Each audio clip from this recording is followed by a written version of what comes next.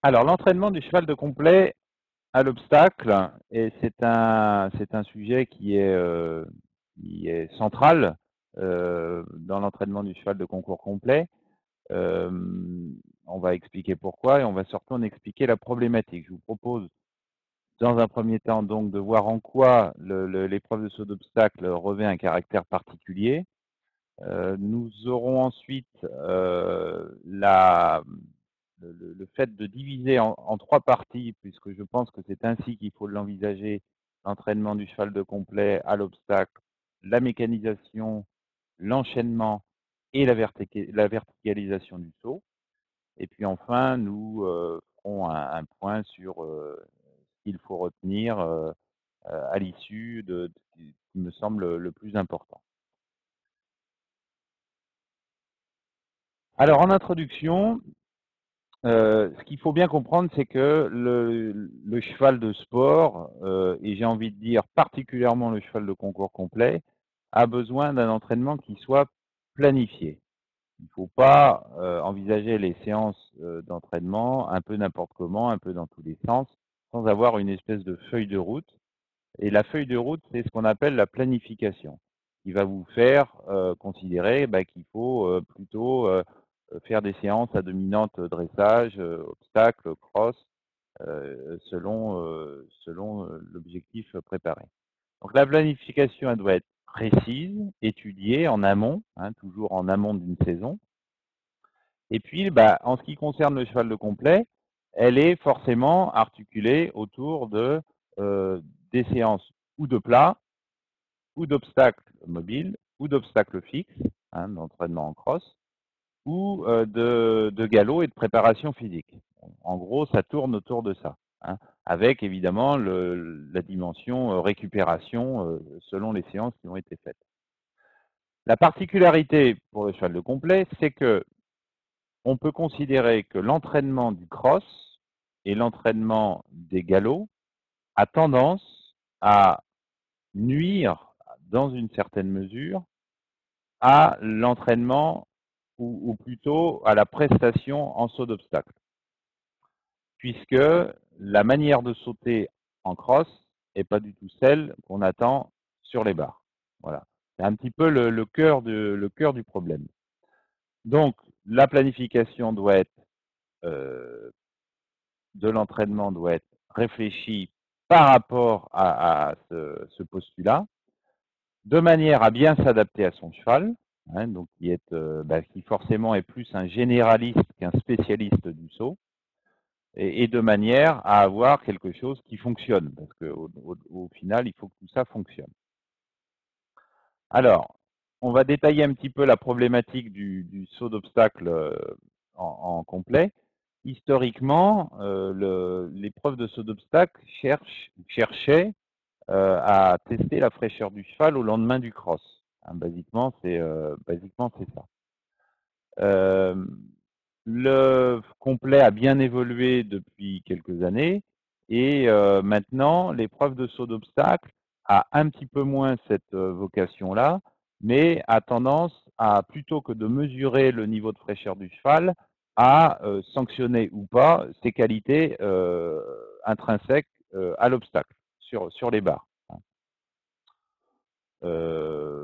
C'est quand même une évolution qui est à noter, puisque ça a tendance à rendre un petit peu la part belle aux chevaux qui sont naturellement doués pour le saut, hein, et pas forcément ceux qui ont la meilleure récupération possible.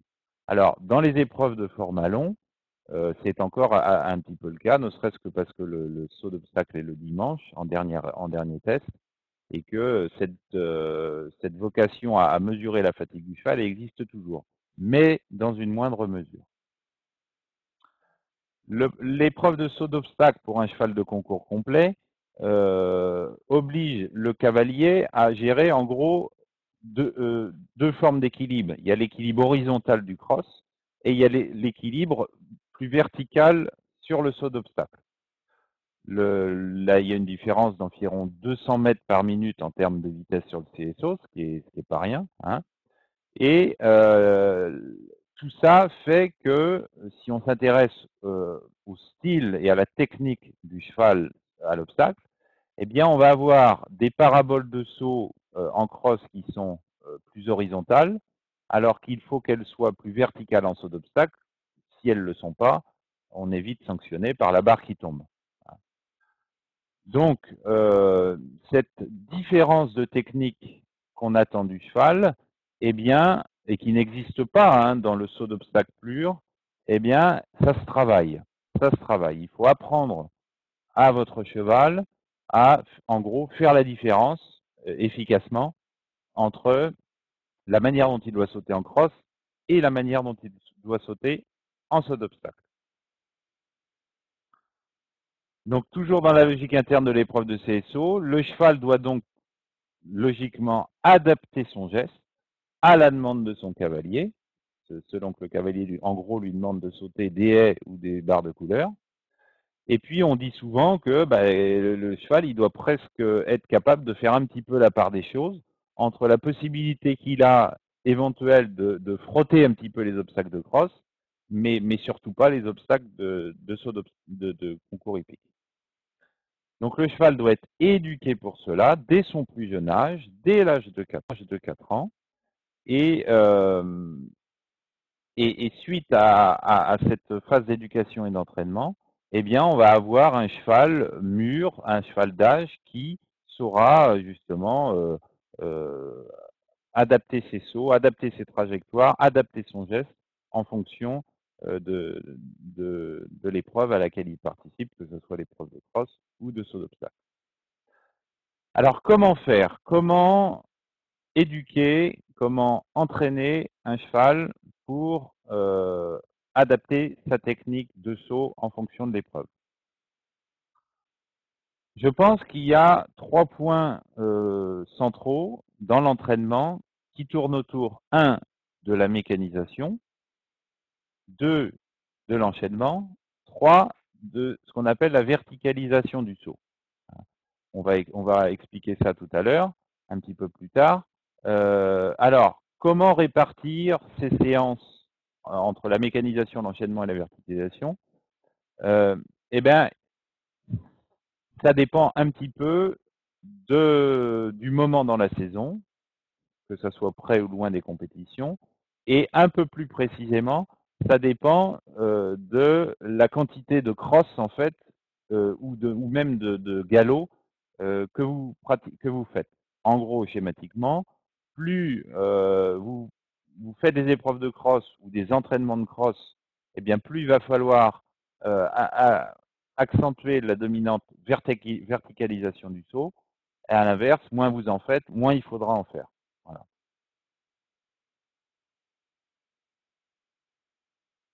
Alors, premièrement, on va parler de la mécanisation.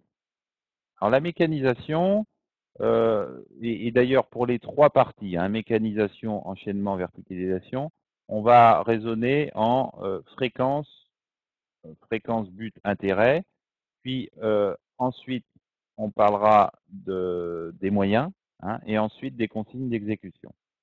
Alors, l'objectif de la mécanisation, premièrement, la fréquence. 1 à 2 séances par semaine en phase de développement, en hiver, et après récupération, ou en phase de pré-compétition. Donc voilà, je pense que le travail de mécanisation, schématiquement, a tendance à être plus fait en période éloignée des compétitions que très proche des compétitions. C'est plus un travail de fond. Hein, donc, en fait, ça concerne les phases de développement et de pré-compétition comme elles sont faites dans la planification. Quel est le but de la mécanisation? C'est d'améliorer la coordination du cheval à l'obstacle. En gros, et basiquement, c'est de faire qu'il saute mieux. Tout simplement qu'il améliore son geste. Hein. Améliorer le style. Donc, intérêt dans l'entraînement, améliorer le style et le geste. En faisant que le cheval apprenne à adapter correctement sa parabole de saut au profil de l'obstacle. Par exemple, la parabole de saut n'est pas tout à fait la même, que ce soit un vertical ou un auxerre, bien sûr. Améliorer la souplesse, la propulsion, la réactivité. Hein. Autre intérêt dans l'entraînement des séances de mécanisation qu'on peut aussi généralement appeler gymnastique, c'est renforcer musculairement, hein, puisque le travail de mécanisation donne du muscle, un peu comme si il s'agissait pour un humain de faire des pompes ou autres exercices pour être plus fort, plus gainé.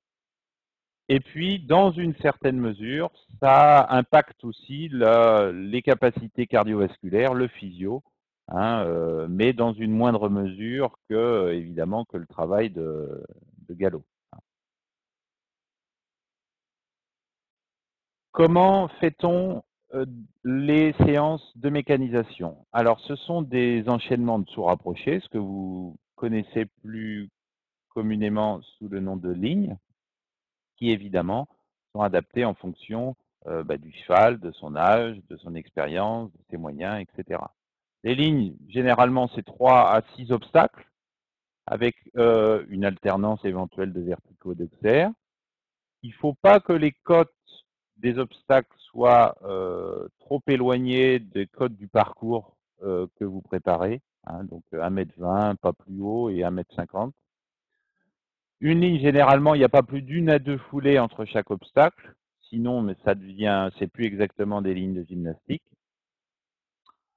Et puis, on peut éventuellement matérialiser au sol, avec des barres tous les 3 mètres, les foulées qui séparent chacun des obstacles.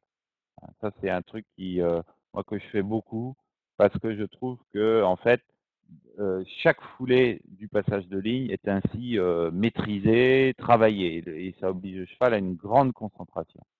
Alors, je vais vous montrer un petit échantillon, hein. On a ici une vidéo. Voilà. Donc, elle marche.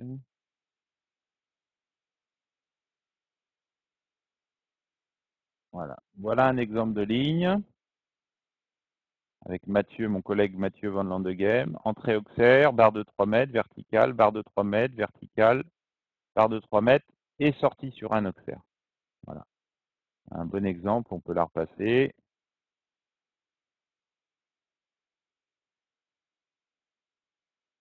On voit bien que le cheval est obligé de bien adapter son style, son geste, sans quoi il est sanctionné par la faute.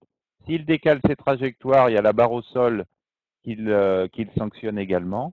Et donc, le cheval est vraiment contraint de faire un effort de style et de geste et de concentration, parce que en gros, il a toujours quelque chose à faire, quoi. C'est ce qui est très intéressant dans le travail de mécanisation. Deuxième type de mécanisation à utiliser, les sauts de puce. Les sauts de puce, c'est très intéressant également, parce que alors c'est ce qu'on appelle c'est un travail dit de pliométrie. La pliométrie, en fait, c'est le fait de faire des efforts physiques très rapprochés. Et là, évidemment, dans un saut de puce où il n'y a même pas une foulée qui sépare les deux obstacles, ce sont des efforts très rapprochés. On peut en déduire que la finalité dans l'entraînement et pour le cheval, c'est essentiellement souplesse, réactivité et renforcement musculaire. On va en avoir un exemple. Alors là, c'est moi-même avec Coriano, de plus, vous voyez, tous les 3,50 m. Et là, on voit bien le cheval qui est obligé de faire un effort de propulsion important, rapproché, en gros, de pousser contre le sol. Hein, on peut la remettre une fois. Vous voyez que les sauts de puce sont pas très hauts. Voilà, ça c'est très intéressant aussi. Ça donne de la souplesse, de la réactivité, du style. Et ça, c'est à utiliser aussi dans la mécanisation. Alors, les consignes quand on fait d'un travail de mécanisation sur ligne, c'est d'être bien progressif, c'est très important, hein. C'est très important. En gros, il faut pas avoir peur de commencer petit, puis monter progressivement. Éventuellement même en ajoutant les obstacles de la ligne les uns après les autres, hein. ou alors on peut envisager la ligne entière du premier coup, mais alors sur des cotes qui sont vraiment très très basses, de type 50 cm, 70 cm, 80 cm, pas plus. Et il faut toujours penser qu'on rajoute des obstacles ou on monte les cotes que quand on sent son cheval bien serein, bien relâché. Si le cheval fait ça sous la contrainte, dans l'excitation, il y a pas d'intérêt. Il travaille mal. Important aussi, le cheval doit être responsabilisé. C'est le but de ce travail. C'est-à-dire qu'en fait, le cavalier est là pour l'amener au mieux sur le dispositif. Et puis après, c'est le cheval qui saute. Hein. C'est le cheval qui saute, ça veut dire que ben, le dispositif l'oblige à se prendre en charge et éventuellement à le sanctionner par une faute s'il ne le fait pas. Ça implique que le cavalier doit avoir une position qui est neutre, la plus discrète possible, de manière à ne pas interférer par des gestes parasites, justement, la manière dont le cheval franchit la ligne. Le job du cavalier, c'est de l'amener au mieux sur l'entrée de la ligne. On dit généralement qu'on sort bien d'une ligne si on y entre bien. Voilà pour la mécanisation. Deuxième grande partie dans l'entraînement du cheval de complet à l'obstacle, deuxième type de séance, l'enchaînement. Donc là, c'est le fait d'enchaîner un parcours. Je pense qu'en termes de fréquence, une fois par semaine en période de pré-compétition et de compétition, c'est suffisant. C'est un effort qui est supérieur au travail de mécanisation à cote égale et qui ne doit pas être pratiqué trop régulièrement. Comme toujours, on l'envisage en fonction de son ressenti, de la manière dont le cheval se comporte en enchaînant et ou en compétition, puisque l'enchaînement, c'est le produit fini. Hein, c'est ce qui vous est demandé de faire en situation comme la reprise de dressage en dressage. Le but de ce type de travail, c'est se mettre en situation réelle d'exécution, hein, et donc en gros, voilà, de réciter sa leçon. Hein. L'intérêt de l'enchaînement dans l'entraînement, c'est d'optimiser la technique, en gros de mieux sauter, hein. Développer les habiletés du couple, aussi bien celles du cheval que du cavalier, et c'est améliorer le franchissement, et c'est surtout améliorer le franchissement, la manière de sauter, en réduisant le temps qu'on utilise pour ça, c'est-à-dire essayer de sauter mieux et de sauter plus vite, puisqu'on sait que vous savez très bien que maintenant, il y a beaucoup de parcours qui ont des chronomètres serrés et qui font que maintenant, en complet, contrairement à avant, il faut savoir sauter vite et bien en adaptant le tracé, évidemment. Le moyen, ce sont des parcours qui vont à l'entraînement qui sont composés de 6 à 12 obstacles. L'intérêt, je pense, c'est d'utiliser les codes de la compétition que vous préparez. Et il faut toujours que sur un parcours, évidemment, il y ait entre une et trois combinaisons, double ou triple, sans quoi c'est pas vraiment un parcours.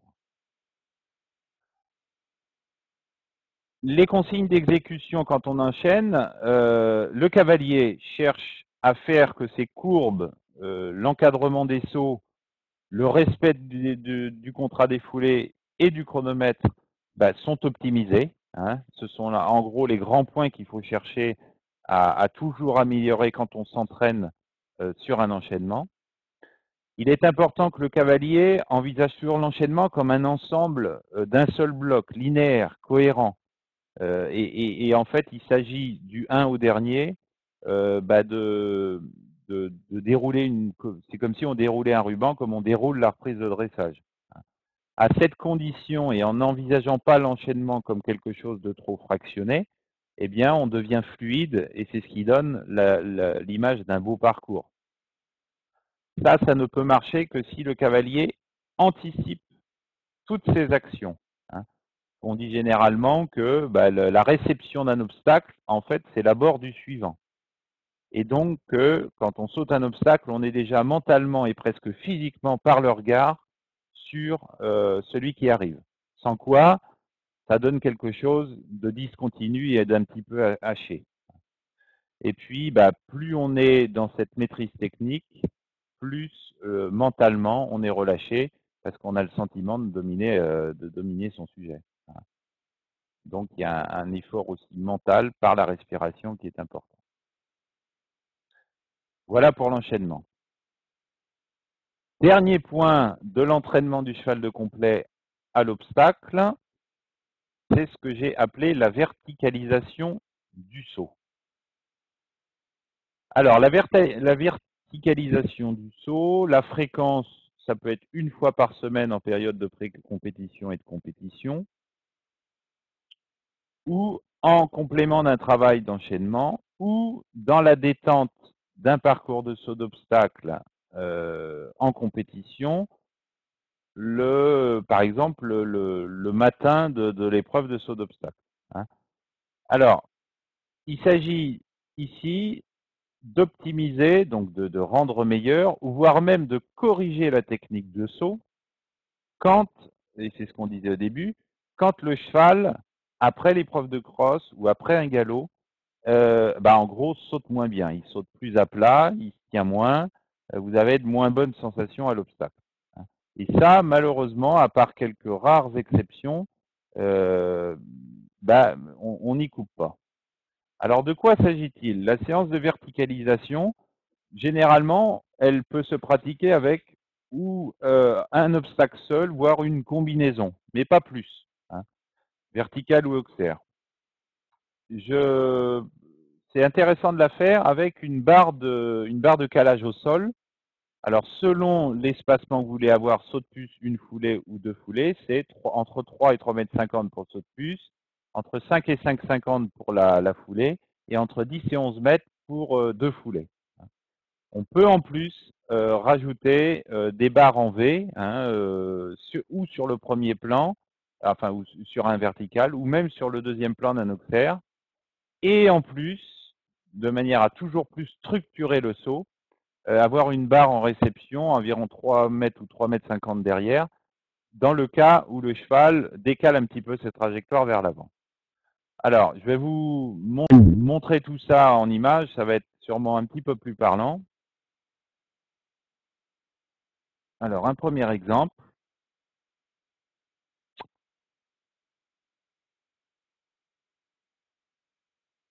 Nous avons ici, vous voyez, la barre de calage, une foulée et le vertical.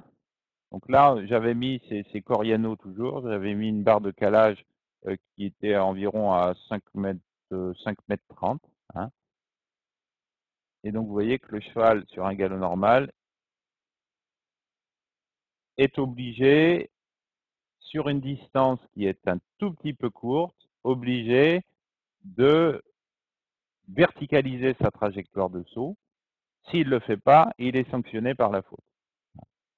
Alors, je vous disais tout à l'heure qu'on pouvait agrémenter la chose avec une barre, avec des barres en V. Même chose. Vous voyez, les barres en V sont mises au milieu et de chaque côté de l'obstacle. L'intérêt de la barre en V, c'est que ça oblige le cheval à monter le garrot et à plier les genoux de manière un peu plus correcte. En gros, ce qu'il ne fait pas sur le cross. Hein. On peut la repasser.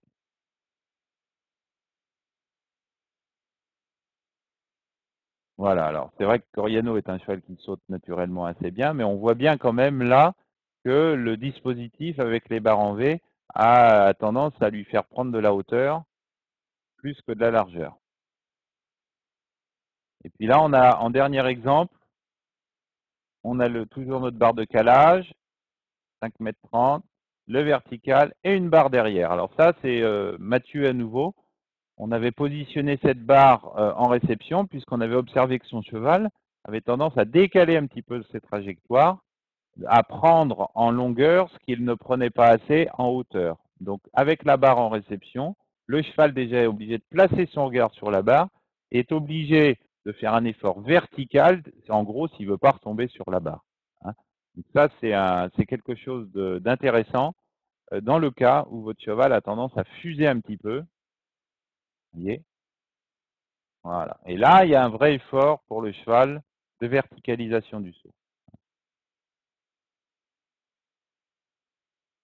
Alors, on va revenir à notre le cours de notre exposé.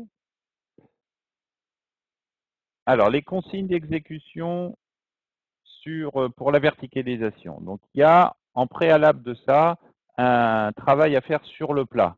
Le travail à faire sur le plat, puisque si on veut demander à un cheval de verticaliser ses trajectoires de saut, en gros, il faut que son équilibre sur le plat soit déjà le soit aussi. Donc, pendant la séance, on travaille à rassembler un petit peu le galop. Hein. On cherche la rectitude, on cherche l'équilibre, on travaille par exemple sur des cercles, des voltes hanches en dedans, de manière à faire un report de poids vers l'arrière-main. Le cheval plie ses hanches,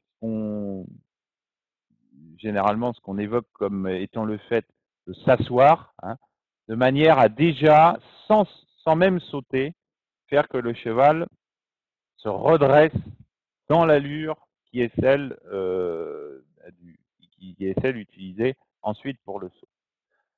Deuxième consigne d'exécution sur les dispositifs de verticalisation, on va être sur des distances qui sont assez courtes. C'est l'intérêt, hein, parce qu'évidemment, si on met une barre de calage sur une distance longue, eh bien, on fait qu'aller dans le défaut du cheval que le cross a généré. Hein. Donc, sur ces distances assez courtes, alors je vous donnais tout à l'heure les distances, hein, et les distances que je vous donnais, par exemple entre 5 mètres et 5 mètres 50, bah, qu'est-ce qui fait que vous allez faire 5 mètres 20 ou plutôt 5 mètres 40?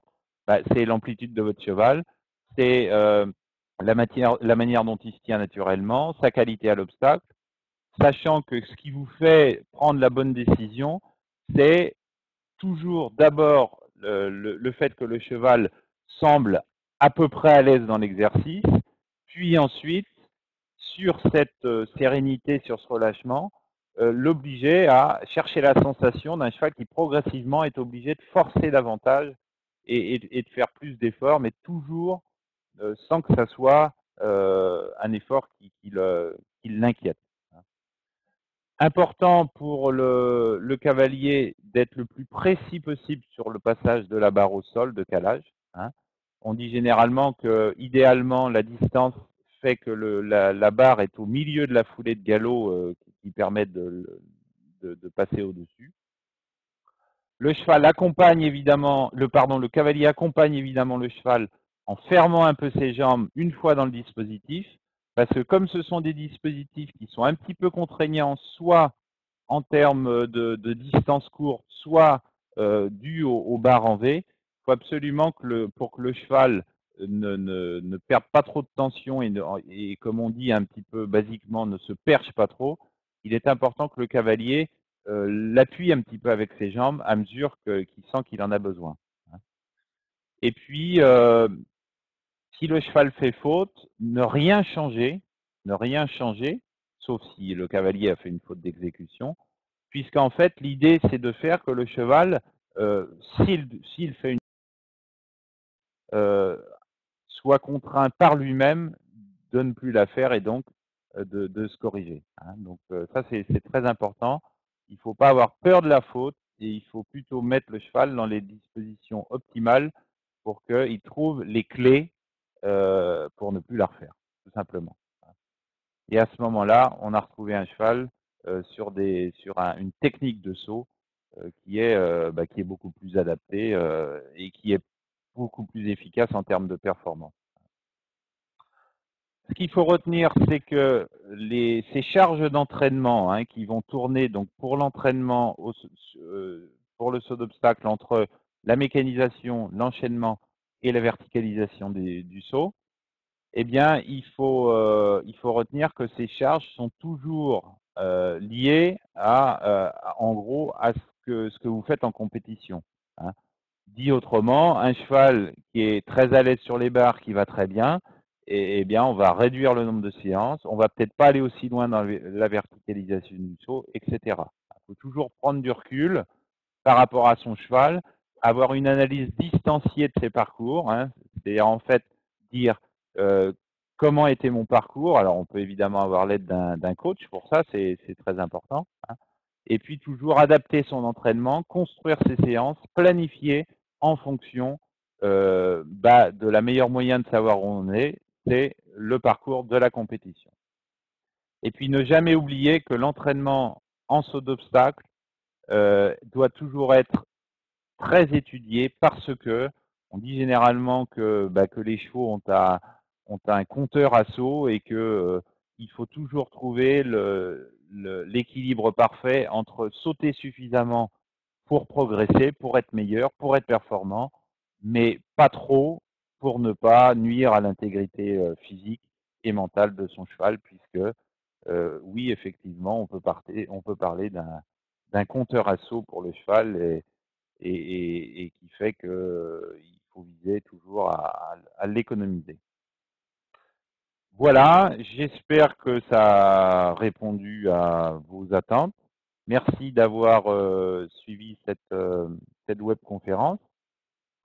Je vous rappelle que vous pouvez poser des questions auxquelles je vais répondre maintenant. Vous rappelez également que un petit peu de bibliographie. Pour en savoir plus sur ou pour relire un petit peu tout ça, ou pour avoir des compléments, trois ouvrages sont à votre disposition. Donc, Le cheval de concours complet, éducation, entraînement, Belin 2016, écrit par moi-même. Le concours complet équitation, Patrick Gallou, Belin 2011. Et plus récemment, Patrick Gallou-Guy Bessa, la planification de l'entraînement, qui est sorti en 2018. Vous rappelez que les prochaines webconf, c'est le mardi 8 octobre à 11h30, automne, quelles plantes toxiques dans vos pâtures. Le jeudi 10 octobre à 11h30, les idées reçues sur les chevaux sauvages, Hélène Roche. Et les prochaines webconf équitation, 15 octobre à 11h30, travailler son cheval, les principes d'apprentissage avec Olivier Pulse. Et le 24 octobre à 11h30, le beat fitting, quel mort choisir avec Géraldine Vandeven.